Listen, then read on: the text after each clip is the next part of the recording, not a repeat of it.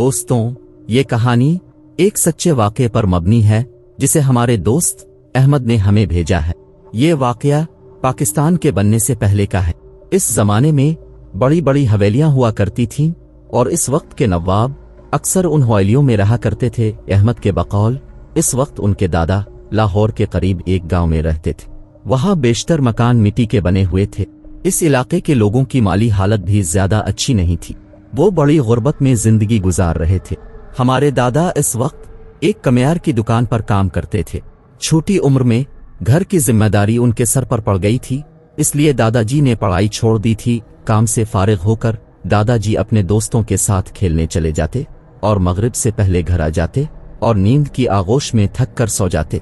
घर वालों ने यानी दादा के बड़ों ने उन्हें मना किया था कि वो घर से ज्यादा दौर खेलने न जाएं। इस गांव के बाहर एक बड़ी हवेली थी जो एक नवाब की थी।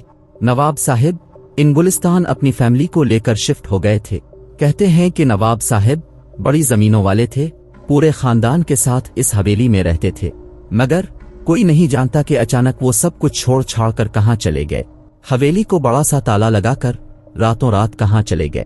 उनकी गांव वालों के साथ अच्छी दुआ सलाम थी। क्यों हवेली छोड़ गए किसी को कुछ नहीं मालूम। आहिस्ता आहिस्ता हवेली के गिर्द झाड़ियां उग आईं। हवेली मिट्टी और धूल से भर गई और किसी वीराने का मंजर पेश करने लगी।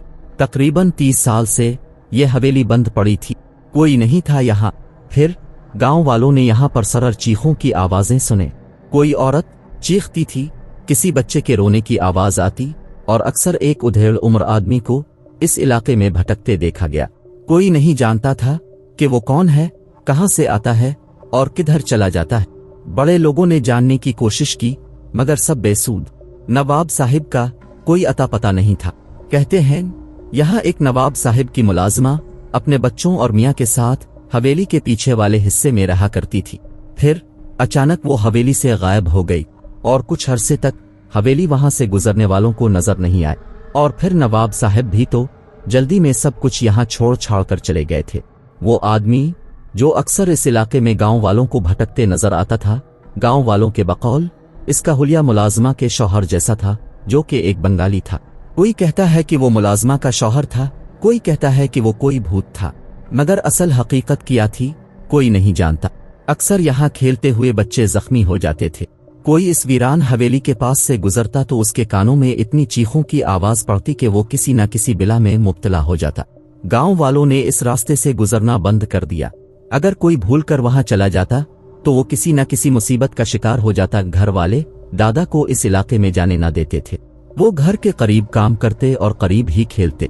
दादा को अपने बचपन तक न कोई आवाज सुनाई दी थी और न कोई भूत दिखाई दिया था। दादा अपनी बढ़ती उम्र में थे, वही जवानी में एडवेंचर का शौक। दादा जब भी किसी चीख की आवाज के मुताल्लिक सुनते तो वो इस पर यकीन नहीं करते थे। वो उन बातों पर हंसते कि जैसे कोई मजाक कर रहा है। दादा उस वक्त 17 बरस के थे जब दादा ने अपने दोस्त जो कुम्हार के पास ही काम करता था इस कहा कि वो हवेली का चक्कर जरूर लगाएंगे, देखें तो आखिर क्या माजरा है। बहरहाल अब काम के बाद खेलने की बजाय अक्सर ये दोनों वहीं मंडलाते रहते। अभी तक दोनों को कोई ऐसा सुराग न मिल सका था। इस दिन मगरिब के करीब अजानें होने वाली थीं। दोनों उधर उधर हवेली के अंदर झांकने की कोशिश कर रहे थे। अंधेरा छाने लगा तो दोनों ने फैसला किया कि फिर किसी दिन सूरज की रोशनी में आएंगे और दोनों पलट गए। अभी दोनों पलटे ही थे कि एक आदमी जो बनियान और धोती में था इसे यकायक भागते देखा। वो उनकी तरफ देखकर कह रहा था, मार डाला मार डाला। उन्होंने तीनों को और ये कहते हुए जोर जोर से चीखते हुए भागते हुए वो उनके पास से गुजरा। दोनों ने एक दूसरे को देखा और कहा, ये कौन है, आप कौन हैं? मगर वो शख्स कहीं गुम हो गया। दोनों को कुछ समझ नहीं आया। वो उसके पीछे अंधेरे में भागे मगर वो कहीं आगे जाकर गुम हो गया। उधर मगरिब का वक्त भी गुजर रहा था। वो दोनों भागने लगे और उन्हें लगा जैसे पीछे से रोने और सिसकियां लेने की आवाजें आ रही थीं। कोई इन दोनों को होले होले पुकार रहा है। अब ये दोनों डर गए और हाँफते कांपते गांव पहुंचे। हिम्मत करके उन्होंने इक्का दुक्का लोगों को बताया। सबने कहा, मना किया था वहां मत जाओ, और इस धोती वाले आदमी को हमसे पहले भी कई बार हवेली के करीब देख चुके थे। वो रात हम दोनों के लिए बड़ी बेचैन थी। वो आवाज और वो चीख बार बार कानों में गूंज रही थी। जैसे तैसे करके रात गुजरी। दादा और उनके दोस्त ने काम से जल्दी फारिग होकर इस हवेली का रुख किया कि उनका इरादा था कि झाड़ियों में पीछे छप कर देखेंगे कि माजरा किया है। वो दोनों झाड़ियों में पीछे छप कर बैठ गए। काफी देर कुछ न हुआ।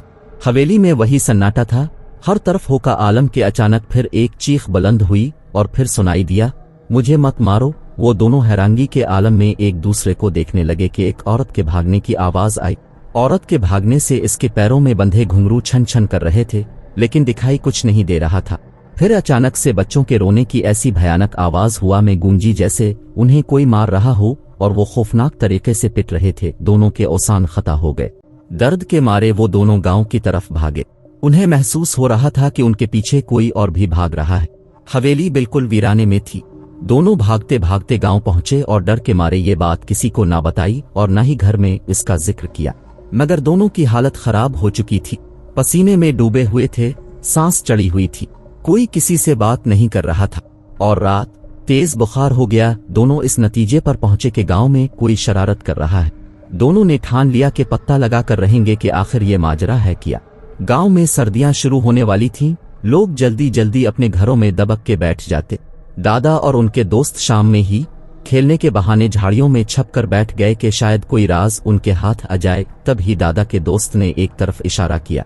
एक औरत जो के बाल खोले हुए थी हवेली के अंदर जा रही थी। उसका हालिया काफी खौफनाक था।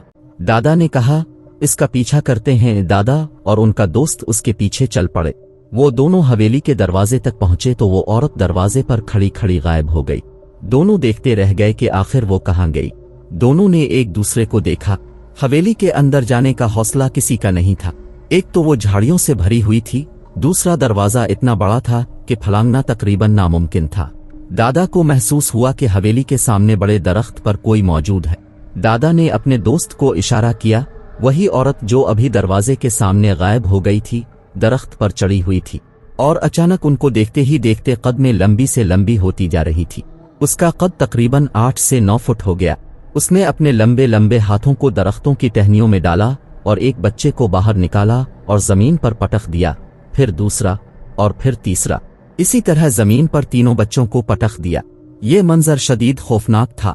किसी आम औरत का अचानक से इतना लंबा हो जाना नामुमकिन था। दादा और उनके दोस्त की सारी हिम्मत ये मंजर देखकर हुआ हो गई। खौफ के मारे बुरा हाल था। इन बच्चों की जोर जोर से रोने की आवाजें कान फाड़ रही थीं और उन दोनों के सामने इस औरत ने हवेली के अंदर छलांग लगा दी। ये मंजर बिल्कुल वाज़ेह था। इन दोनों ने वहां से दौड़ लगाई कि रास्ते में वही धोती वाला आदमी मिला। बोला, देखा, मार डाला, मार डाला उसने मेरे बच्चों को। ये कहता वो भागता चला गया। दादा ने देखा, इसके हाथ में वही एक बच्चा था और उसने इस बच्चे के जिस्म को पकड़ रखा था। बच्चे के मुंह से खून टपक रहा था। इसका लिबास खून में लथपथ था, मगर वो भागता जा रहा था।